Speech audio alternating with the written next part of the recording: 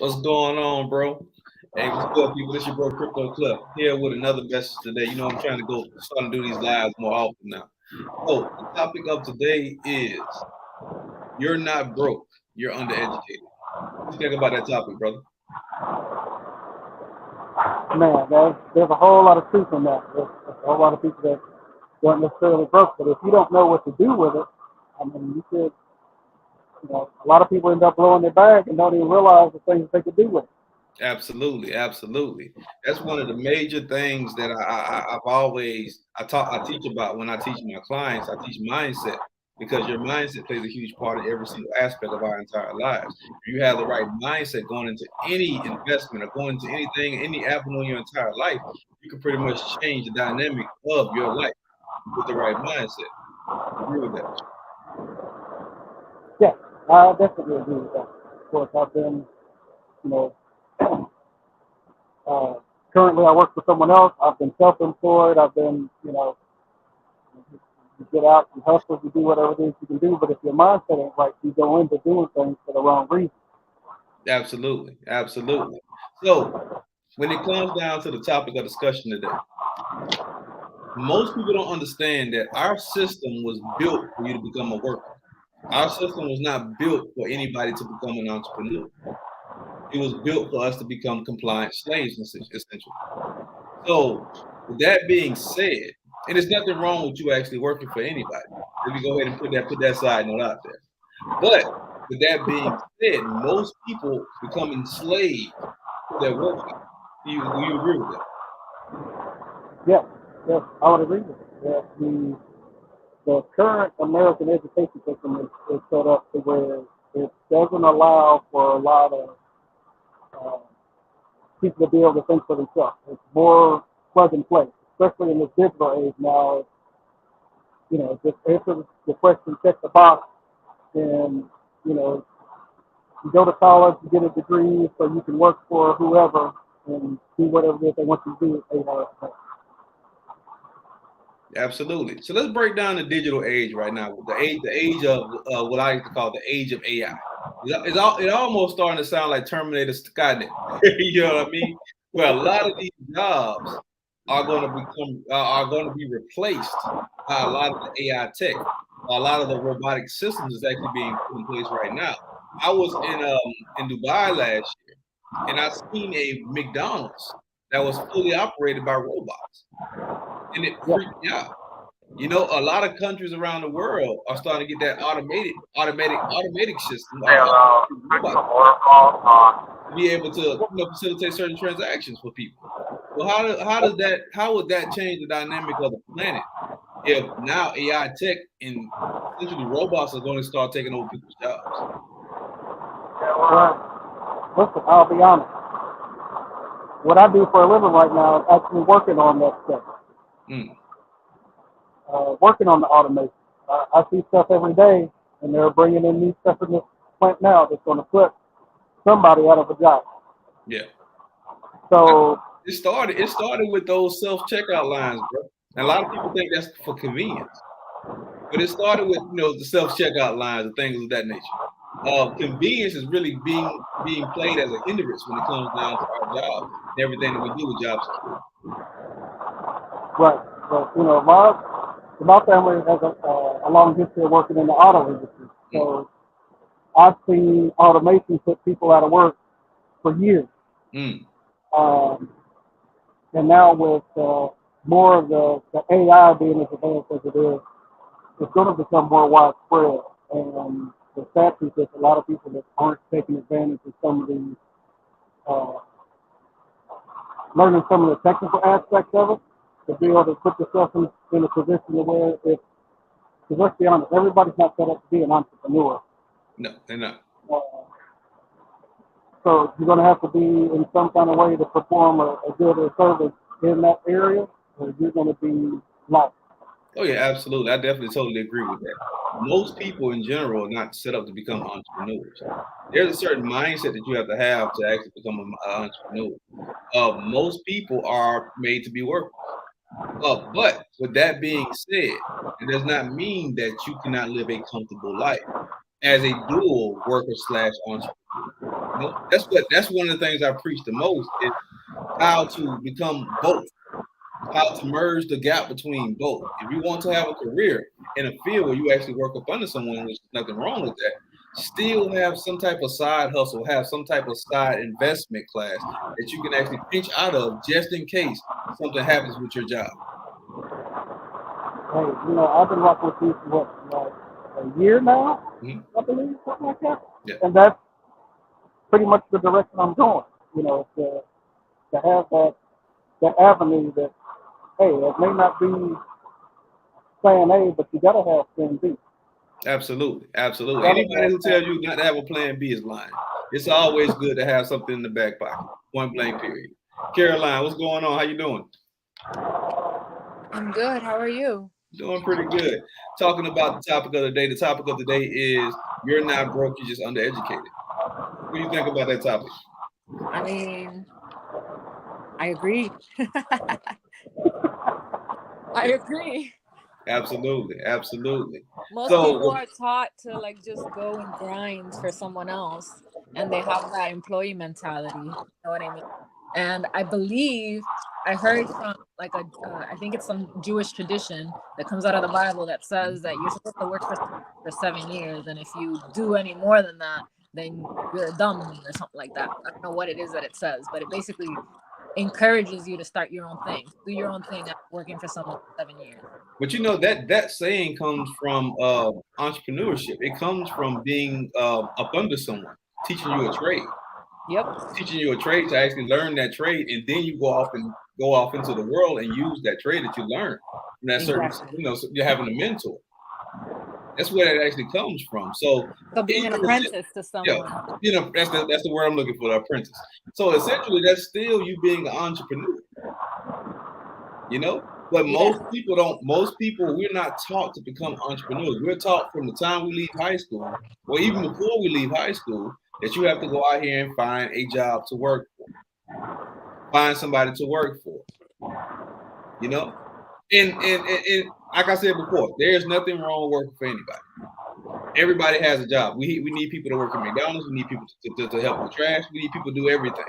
But in a sense, you still want to have some type of sense of comfortability. You want to have some type of comfortable level for you to be able to fall back on, because that job is never secure. As long as you're not working for yourself, that job will never be fully secure. Yep. I mean, if the pandemic didn't show people that, because like I was an independent contractor. I took up jobs here and there, but even that I had no choice. Like I couldn't work because it closed the world on me. So always having something and thinking and trying to cover as many bases as possible, because if a job or your income requires you to be present, what if you can't be present? Then what happens? You make no money? Absolutely. Yeah, that's crazy. Yeah, so I mean, certain circumstances teach people certain different lifestyle skills, and certain lifetime I guess opportunities can kind of close up on you sometimes because of certain stuff that happens in instances. Right, and kind of like what you said, the pandemic. A lot of people have to step outside of what they're accustomed to make impact. Absolutely. Even being an entrepreneur, there are things that you have to understand as a part of when you're making it happen. When you're a contractor, when you're doing those types of things, there's going to come lean times, and you're going to have to figure out how to make other avenues work. You're going to have to find what's the word I'm looking for? Ways to diversify yourself to make it to where you can still maintain, whether it's your lifestyle or even just maintaining your expenses. Mm-hmm. But that still takes a certain level of educating yourself on what steps you can take and how to get there. Absolutely. So the defining equation, or not equation, but the defining, how would I like to say this? Kind of like the epiphany with all of this is to actually have some type of education, to actually, be able to build off of just in case something happens to your job security. Right? So today I want to break down some statistical facts. I'm gonna put y'all on mute real quick. All right, let's break down some statistical facts. Y'all can unmute yourself when you get ready to talk. The first statistical fact I want to break down is, and this is actually some heartbreaking facts. Do you know that 95% of college graduates don't even know how to read a financial statement? They never 90 taught us that, so you know what I mean. They don't teach you that at all. Yeah, they don't teach us this stuff. 95% of college graduates do not know how to live, do not know how to read a financial statement. Get this, 97.5% of people never read their 401k statement. Man, come on. I just looked at mine a couple weeks ago. I never had one until now. Trust me, they don't even know what they're 90. That means 97.3 of 97.5% of people do not even know what their 401k is invested in. Yeah, I know a lot of people that don't understand how to move the investment fund. Here's another crazy statistic. Do you know the average American has less than $500 left in their savings? Yep, I knew that. Think about that. They have less than $500 in their savings account. That's living paycheck to paycheck. That brings me to my next point. 83% of all the working class Americans in this country live paycheck to paycheck. And you would think that's the lower class people, the lower class of America. No, you'll be surprised. Yeah, absolutely. You'll be surprised how many people make over $200,000 a year who live paycheck to paycheck. Because, you know, they make $100,000 and now they got to pay $2,000 rent and get that, you know, Cadillac or whatever it is. And they start living beyond their means. That's not always the case, though, because you also have to remember this. That class of people, that middle to upper middle class of people, they also are the most heaviest taxed.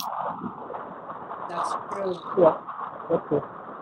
So a combination of all those features is what cause people of that top echelon of life to actually live paycheck to paycheck. These are historical facts. These are facts.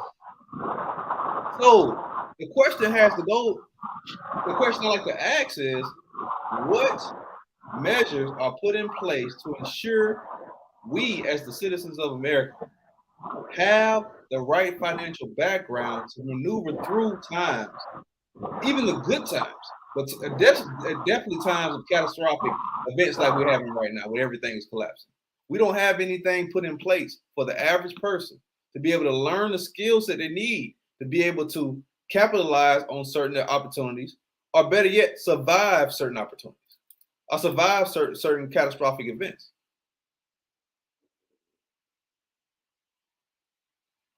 But if you look at other countries, you look at Sweden, you look at England, you look at certain countries even in the Caribbean, they teach financial literacy. They teach financial literature. But we're supposed to be the greatest country on the planet. And most of our people around here broke. Yeah, but those Rockefeller education systems don't want you to know. They don't want you to learn that. No. So you have to seek it out yourself. Yeah. So the reason I want to jump on today is to tell people that your financial situation, you're not broke, you're just undereducated. Your wealth is in your knowledge. Your wealth is in your wisdom. Your wealth is behind everything you learn about the financial market so that you can learn how to play the financial market to the right play. So the further you go education-wise, I'm not talking about going to college. I'm not talking about high. I'm talking about the further you go in financial literature, the further you read, the most financial literature. The more financial literature you read, the more markets you study, the more crypto you study, the more precious metals, stocks, commodities, whatever you're studying. The more you study those markets, the more you start to learn how to comprehend those markets, and the better you will be when it comes down to being able to work those markets to gain income. That makes sense? Yeah, study to show yourself approved. Absolutely. So it's all about learning the skill set. It's all about learning those markets. It's all about continuing your education on yourself because the system is not going to teach you a damn thing. Right. Well, not only learning, it's being able to appropriately apply it as well. Absolutely. Which comes through what? Comes through knowledge and wisdom. Knowledge and wisdom. So that's my message for today. I want to jump on here to give you guys the statistical facts behind everything. 95% of college graduates, we're not even talking about people who didn't even go to college. 95% of college graduates cannot read a financial statement. 83% of the adults in this country, the working class adults in this country, are living paycheck to paycheck. But wait, here's what's crazy about that stat for college graduates. Because, I'm sure there's a large percentage of those college students that were in some type of business-oriented course. Mm-hmm. That was one of the first classes I took was the accounting and reading financial statements. How in the hell do you not even know how to do that? Obviously, there's a discourse somewhere. There's something missing somewhere because most can't read it. Most people, 97.5%, don't even know what the hell they invested in their 401k. Which I think is even crazier than the 95% who don't know how to read a bank statement or a financial statement. The switch into, digital and debit cards and stuff, I think really made a lot of people lazy. And I'm going to include myself in that because I remember the day when I used to balance my checkbook, and then it got to the point where I didn't stop because of laziness. I stopped because it wasn't matching up with the credit card, with the debit card whenever I was using it. So I felt like I didn't need to keep track because the bank was keeping track of it for me. And I think that was the point. And I actually been planning on keeping my own ledger because I know I'm supposed to do that. So the fact that we're having this call is almost confirmation. Like, yeah, start doing that again because it's your responsibility. Absolutely. Because one thing I think is the biggest detriment to society today is convenience. Yep. That's what's going to trap us. Yeah, there's something about being inconvenienced that puts you into a position to where you have to do something. You have to do it.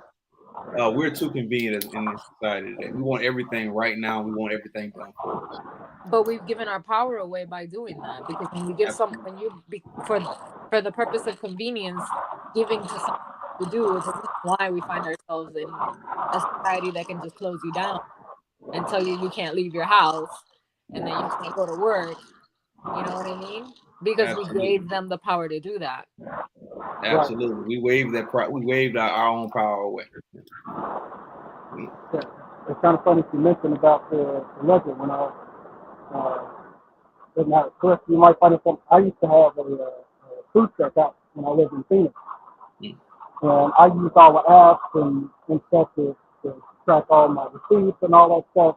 But I felt like I was missing something. I had to go back to the old paper and pencil and book and start writing down all these expenses and making my balance sheet and all that stuff and figured out that the apps are convenient, but until you actually see those numbers, it makes a real difference. Oh, absolutely. Absolutely. And on top of that, you're working your brain. You go back to all that stuff you remember from before.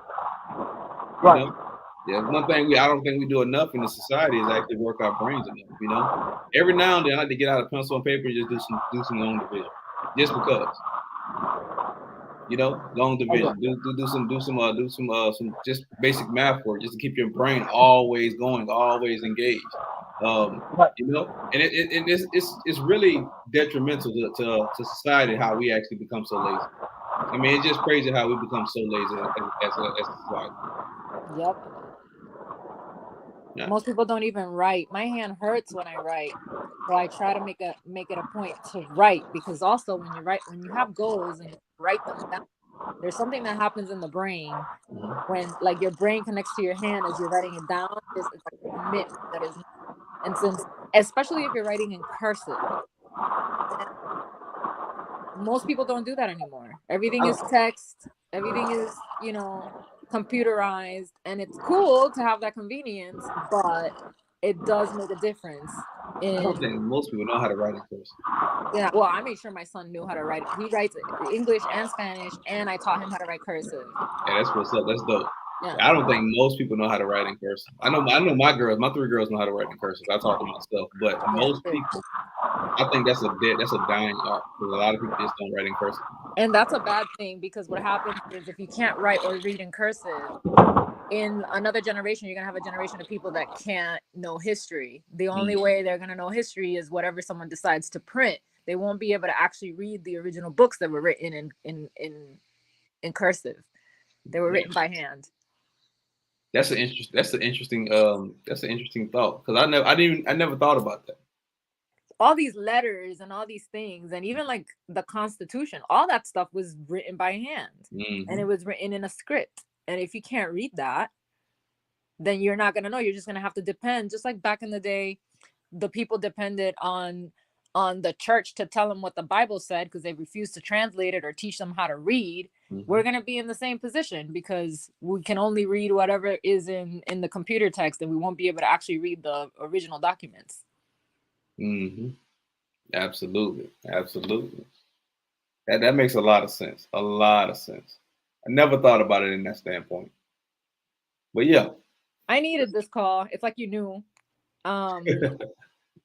Because I had told you that, I wasn't working. So I'm one of those that didn't have much to put into. And I'm actually interviewing right now. I have a 6-week contract that I think I'm going to take and just work every day and, put like 80% of what I earn into this is what I intend on doing. Oh yeah, that's what's up. A lot of people don't understand that. That's why one of my slogans, probably my most famous slogan, is "Every dollar counts." They don't understand how a little bit of money, a very very small minute amount of money, can really make a big change or difference. Putting it into the right avenues, but it still goes back to the what? Education. Yep. Education. Just imagine if I had 100 people who could put $100 each into that XO LO. Yeah.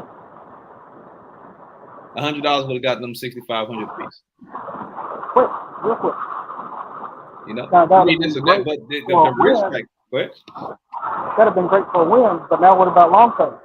Absolutely. That's where the education part comes in and spreading it around into the premium bag and stuff like that. That's absolutely. But even think about this. Imagine just putting $100. You getting $10 a week and just putting $100 in the XRP. You're right. That right now, $100 in XRP gets you roughly around what? 200 XRP tokens? Yeah, 200 XRP tokens? Like 52 when I thought. Let's do the math. 200 XRP tokens. XRP is projected to hit $125 per XRP, right? Right.